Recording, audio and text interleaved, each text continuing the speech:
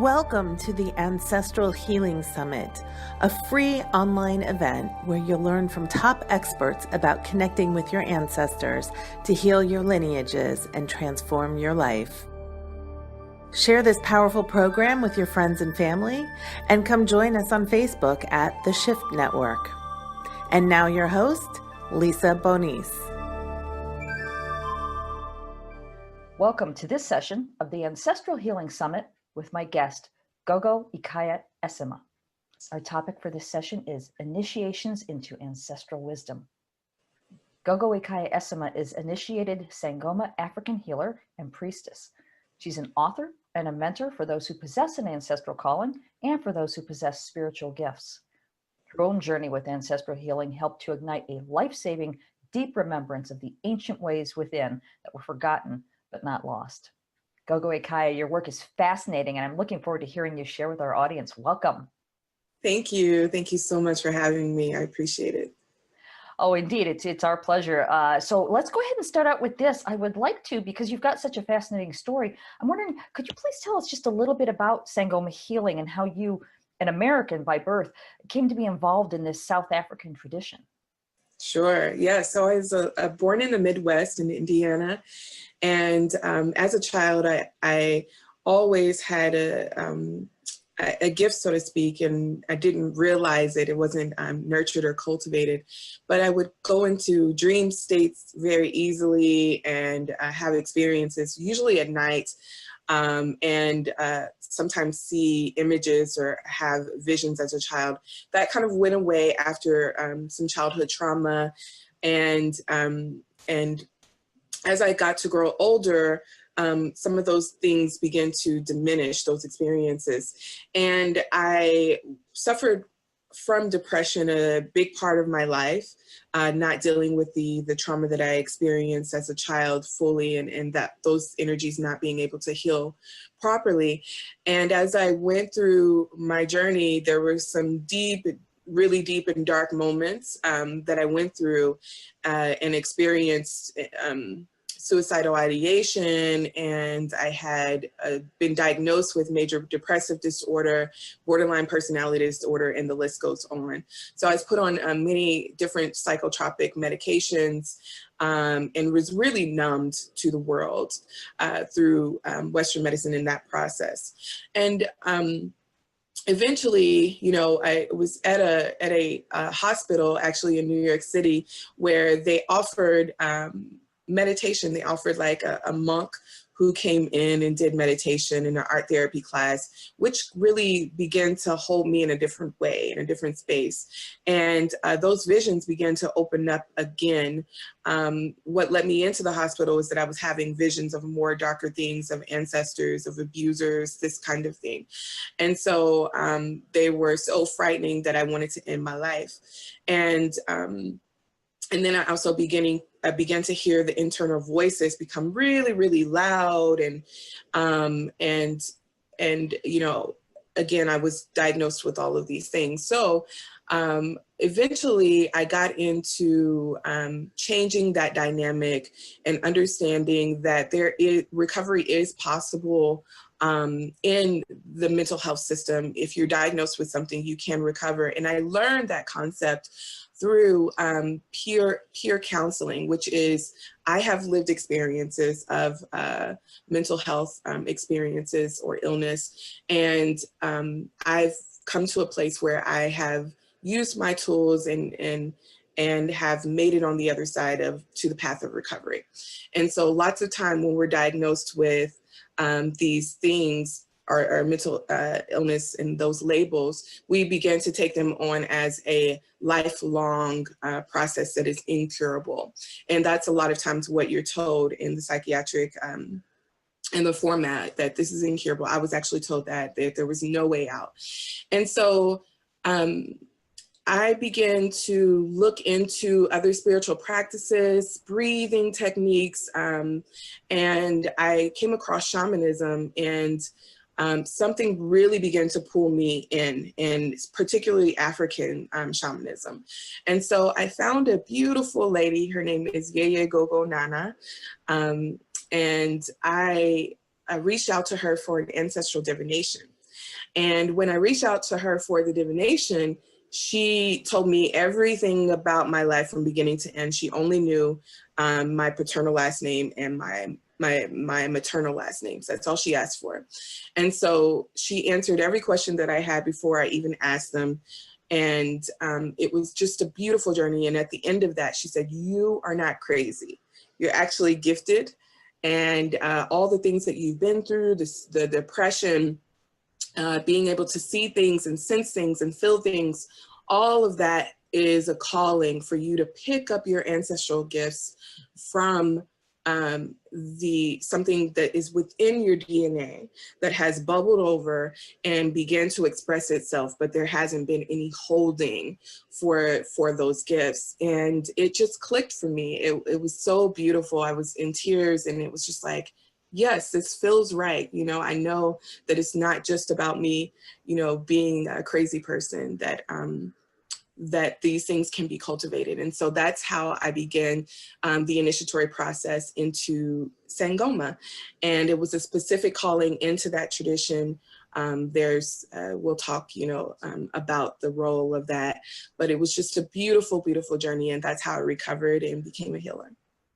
Wow, what an amazing story. That's it's so beautiful. I love that you were able to find something like that in America, because just the state of American their attitude toward what you're talking about is that it's got to be mental illness. It can't possibly be spiritual emergency. So I'm grateful that you were fortunate enough to, well, maybe not fortunate enough. It was just your time to stumble into her presence and be directed down your path. So wow. Yes. Awesome. Thank you. Thank you. So let me ask you then, what is the importance then of undergoing initiations with ancestral guardians?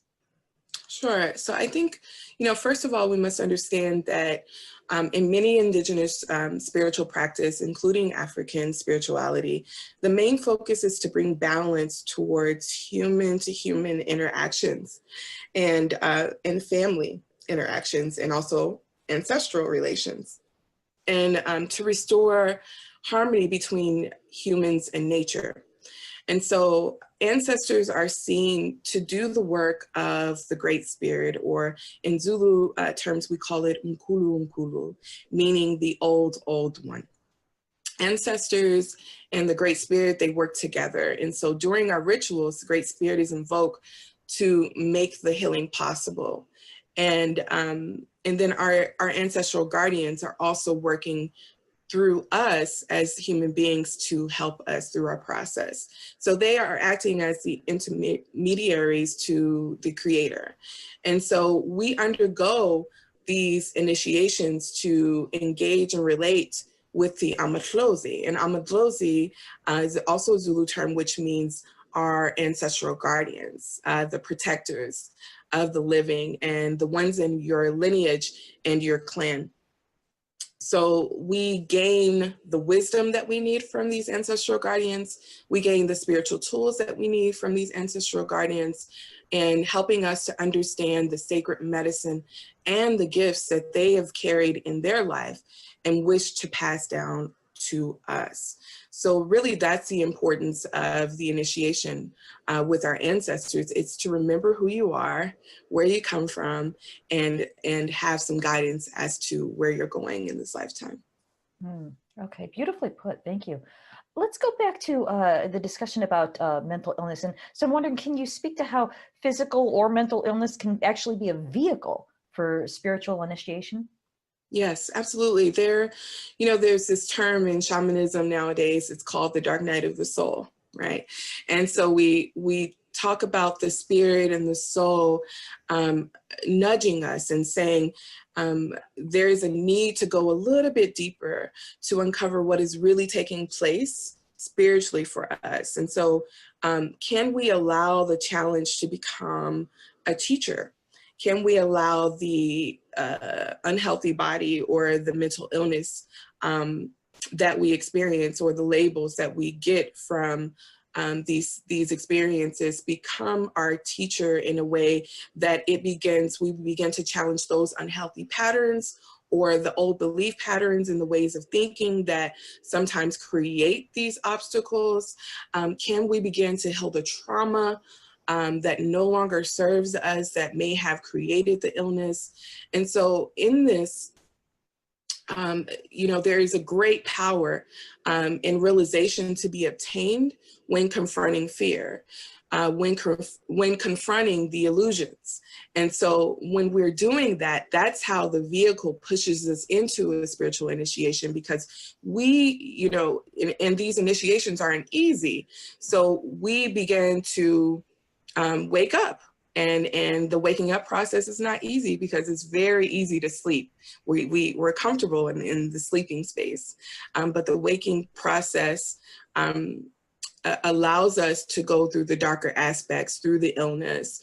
And that's necessary in discovering who we truly are, and that everything is like within us. And that, we are powerful, and that we are our own healers, and that there's no need for validation outside of ourselves.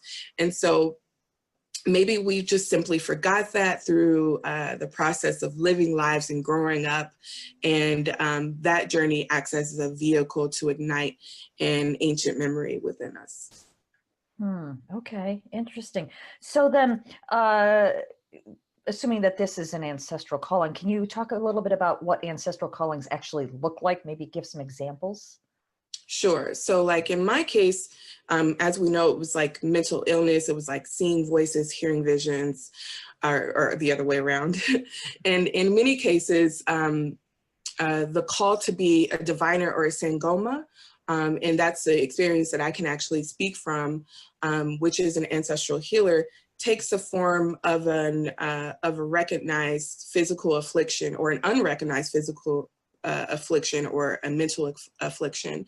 So sometimes doctors aren't able to really diagnose what's happening, and the cure is initiation and spiritual training. So for me, I experienced the Western medicine, and then I was able to heal through the more indigenous medicine.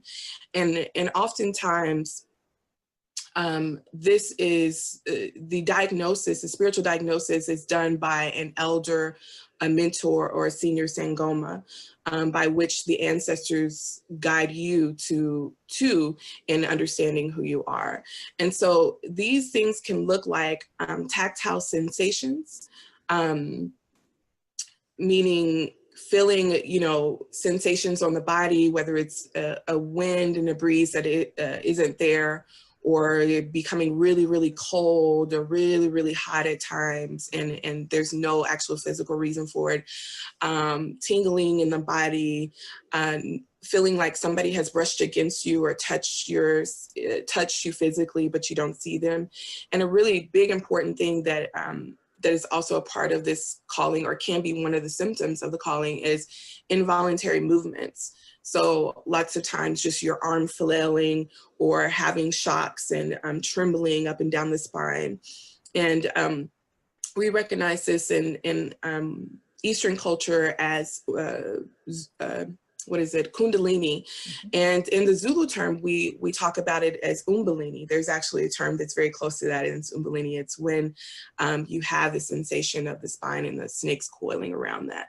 So these sensitivities can also produce electronic devices going on and off around you, or you being very, very sensitive to light, things malfunctioning around you that are electronic. You can experience auditory interruptions, such as hearing drumming in your ear, or voices or conversations that are not present in the physical form.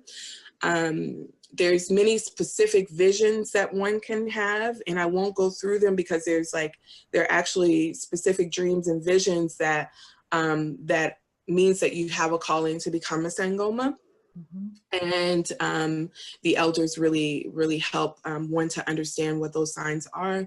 And then also, just a deep sense of purposelessness, or depression, or feelings of like you're dying without a specific cause.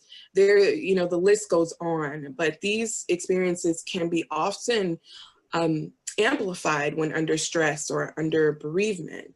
And so another way that these things can also come through is feeling like you're under attack or having the shadow energy rise up a lot within you or within your dream state or within your visual state. And so our ancestral guardians can begin to induce some of these experiences by working through the energy, the energy centers in our bodies.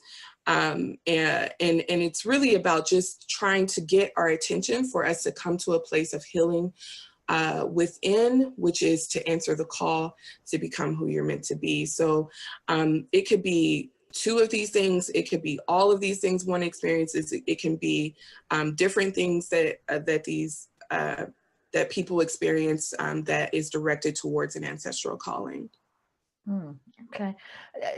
That's just a fascinating list, and it brings up another question. It appeared that the old saying, when the student is ready, the teacher will appear, happened for you. And I'm wondering if people who are listening to you talking now, who are actually experiencing, I know I certainly related to a lot of the things that you just mentioned, if your teacher doesn't just appear in your life, how can you find the assistance into finding your path?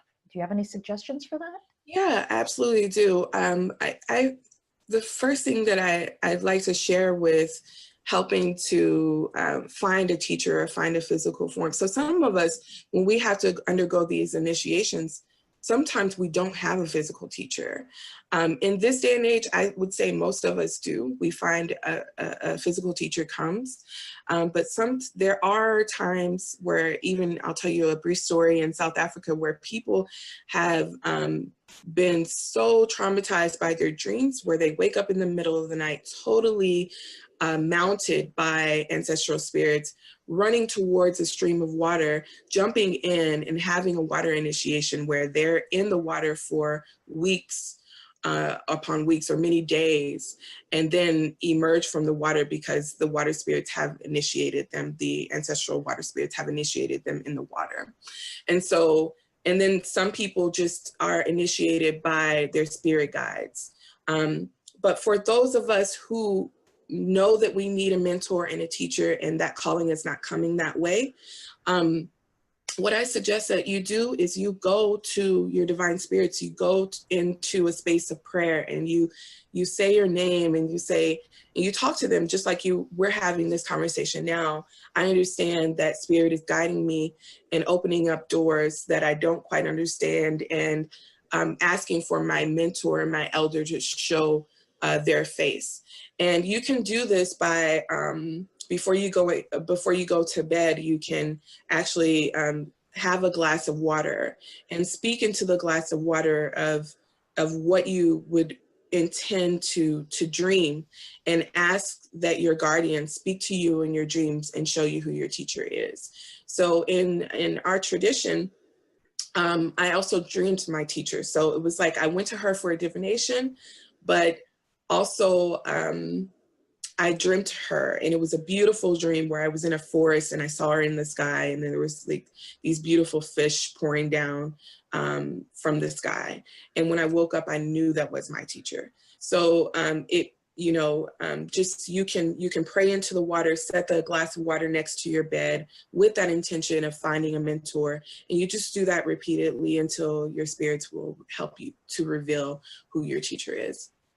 Okay, so you don't drink the water, you just set it like on your nightstand or... Yeah, you set it on your nightstand, and you do that every night. You refresh the water, and what the water does is, that water is communicating into the body and also to spirit, and allowing that purpose and that intention for the vision to come through and be manifested in the dream. Okay. Well, this is not completely off topic, but let's take it down another bend here. A lot of people I'm talking to talk about building an altar toward the ancestors, and many of them suggest having a bowl of water there on the altar.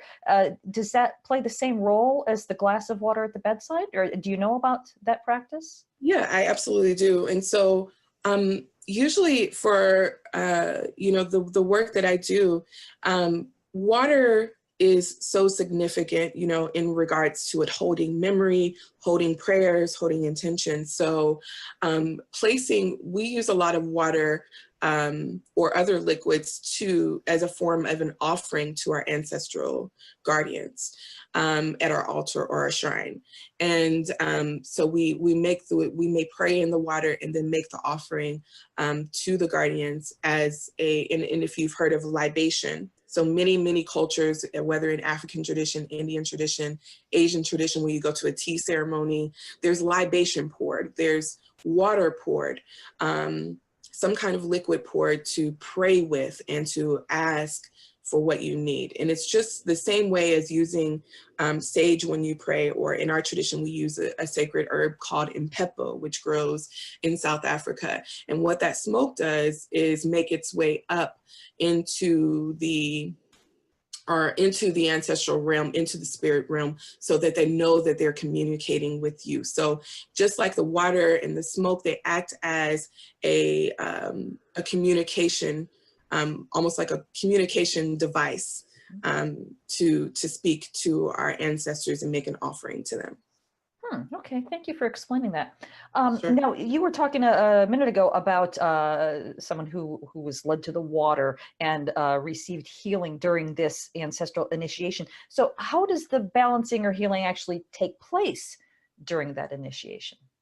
Sure. So our initiation process is called ukotwaza, and it's a process of really surrendering the head.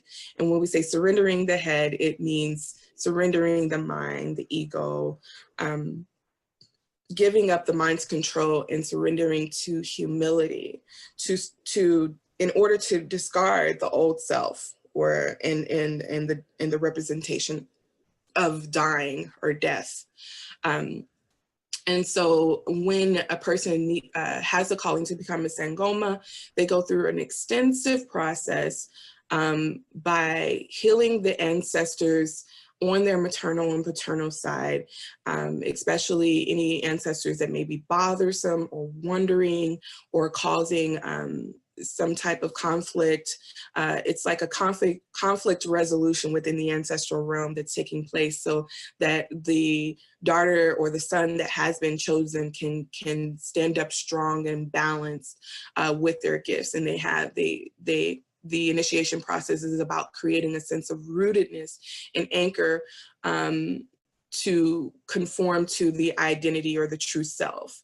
And so these initiations, we do a lot of cleansing. So it's not just about going and learning, you know, from a headspace of like what to do. It's really about practicing the cleansings and purging every, you know, sometimes almost every morning you take purging medicines. There's cleansing baths that you do, and using the earth medicines, and trance dancing, and learning how to beat the drum, and all of these things create a healing system for you, so that anything that you may be dealing with, whether it be physical illness or mental illness or any other illness that has come in as a way of the shamanic calling or the ancestral calling, can be cleansed away. And then once those things are done, then you begin to work on how to cultivate the gift.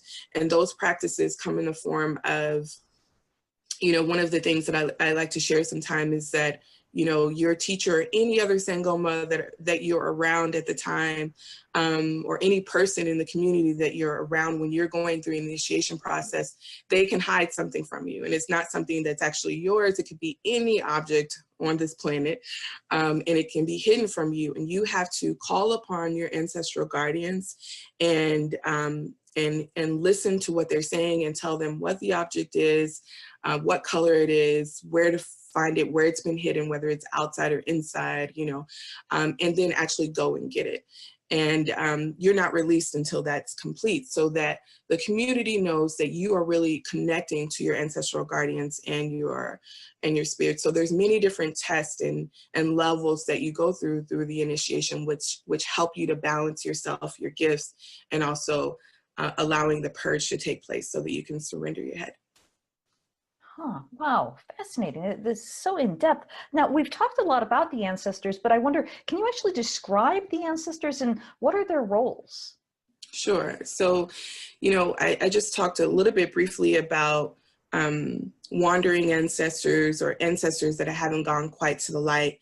And we use a certain mutis. Mutis are earth medicines that we use to bring those ancestors into the space of the light, or we do certain rituals and ceremonies to bring them in so that they can be proper ancestors. When a human being dies, it's just as symbolic as a rebirth or a continuation into a new life as a possible ancestor or ancestral guardian.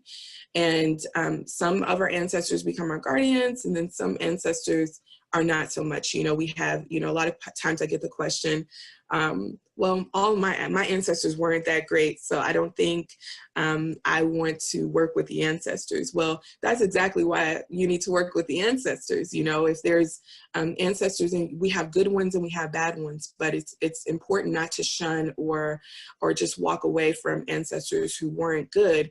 But it's like, can you take responsibility in this lifetime to act as a conduit for the healing of your lineage? And for whatever mistakes or improper acts that ancestors have made, can those ancestors are they willing to be healed first, and can they be healed, and how does that affect the healing of your family and all of your relations here in the present moment, and then also the ancestors who that are to come. And so, yes, I know I went a little bit off topic, but then we have elemental ancestors who are fire spirits. So fire spirits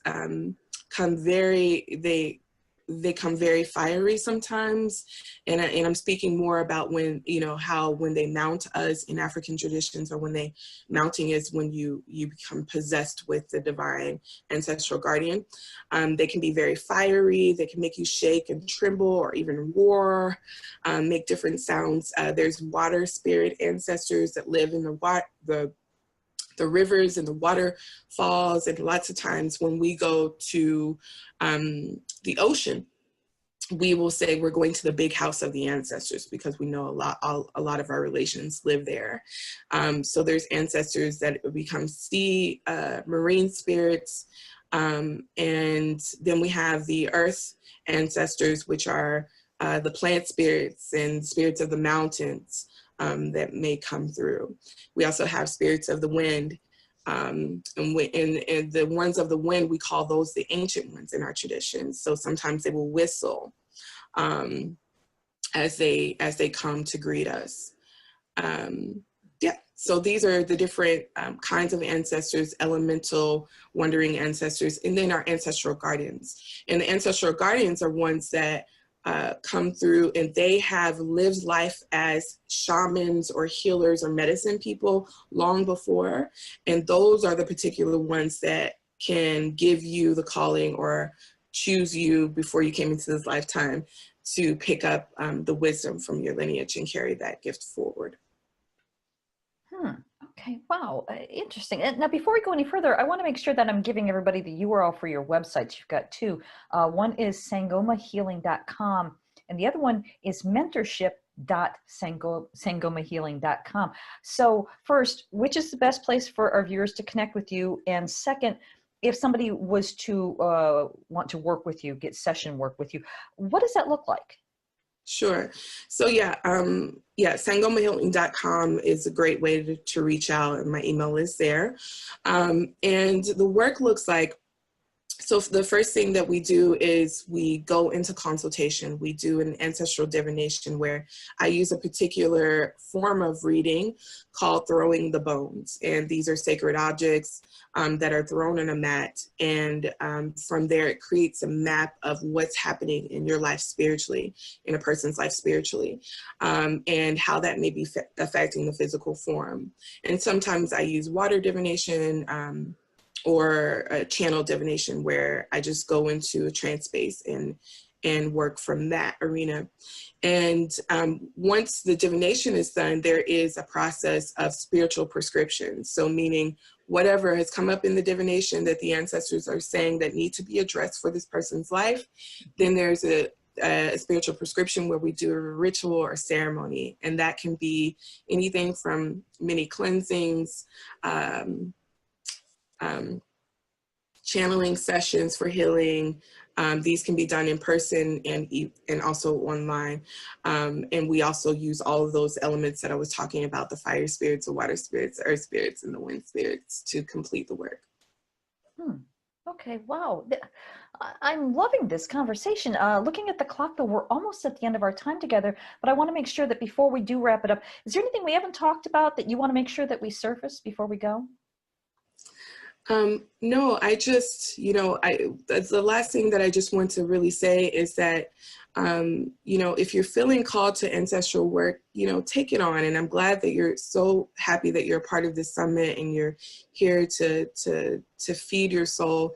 There's nothing to be afraid of in regards to dealing with the ancestors. And if you feel that calling within you, go find someone or ask who your mentor is, and take that step into the journey of ancestral healing.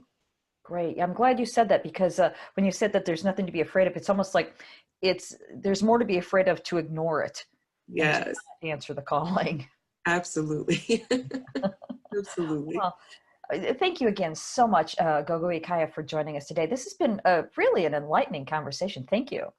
Thank you. Thank you so much for having me. Oh, you bet. Once again, Gogo Ikaya Esima, and thank you to all of our viewers for joining us. I hope you enjoyed this session in the Ancestral Healing Summit. Thank you. Thank you for joining the Ancestral Healing Summit, brought to you by the Shift Network. To learn more, visit ancestralhealingsummit.com. To learn more about our global programs to support you in waking up in all the areas of your life and taking inspired action, visit theshiftnetwork.com. Thank you again for joining us and for sharing this empowering path of healing your lineages with your friends and family.